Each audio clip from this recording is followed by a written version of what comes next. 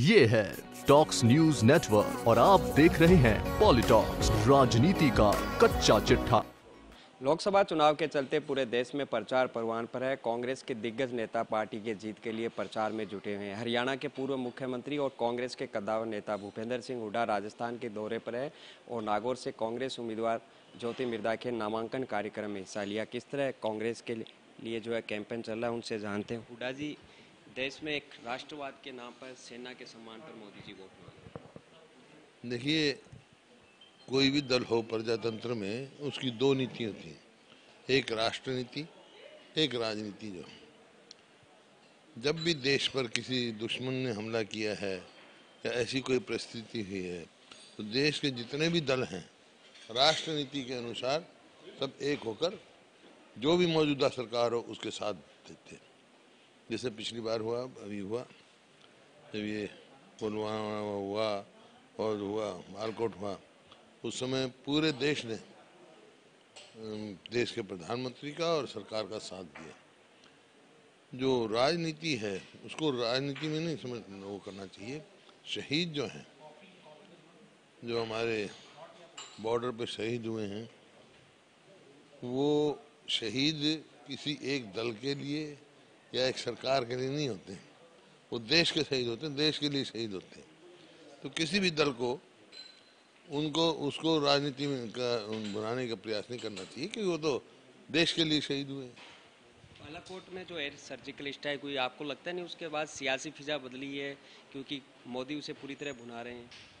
नहीं, लोग समझ चुके हैं इस बात को। किंतु देखो, आप 65 से लेकर 71 तक कितनी लड़ाई हुई, कितना हुआ, कांग्रेस के समय में हुआ, लेकिन कभी इस प्रकार से राजनीतिक तौर पे उसको भुनाया नहीं गया।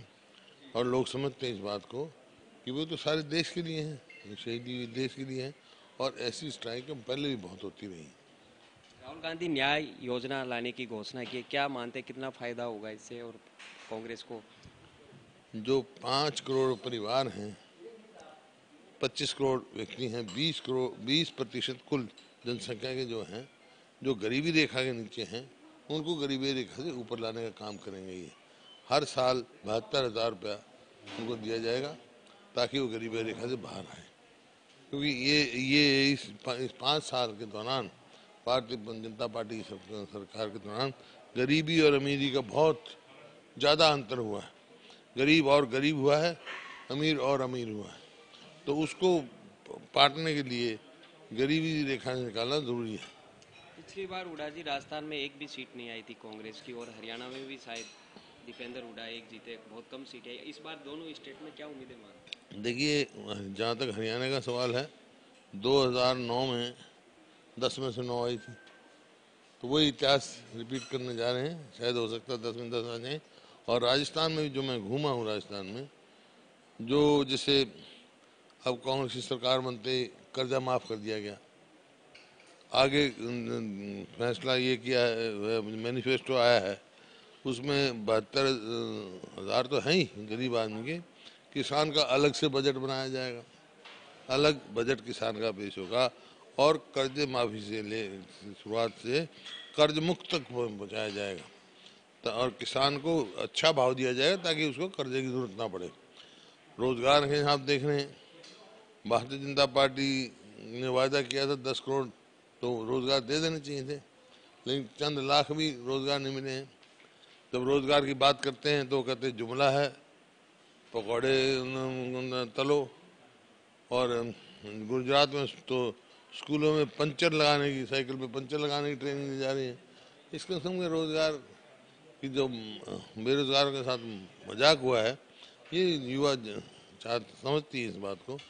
रोजगार चाहिए तो कांग्रेस लेगी रोजगार, पहले भी दिए हैं और अब भी वायदा किया। 24 लाख तो सरकारी खाली पड़ी है नौकरियां केंद्र सरकार की। ये थे भूपेंद्र हुड्डा जी, जिनका कहना है कि कांग्रेस ने अपने घोषणा पत्र में किसानों की कर्ज माफी, युवाओं को रोजगार देना और न्याय योजना जैसी अहम घोषणाएं दी है, और जनता इस पर भरोसा करेगी और जुमलेबाज सरकार को फिर मौका नहीं मिलेगा। कैमरा पर्सन विनय यादव के साथ दिनेश डांगी, पॉलिटॉक्स न्यूज, नागौर। ये है टॉक्स न्यूज नेटवर्क और आप देख रहे हैं पॉलिटॉक्स, राजनीति का कच्चा चिट्ठा।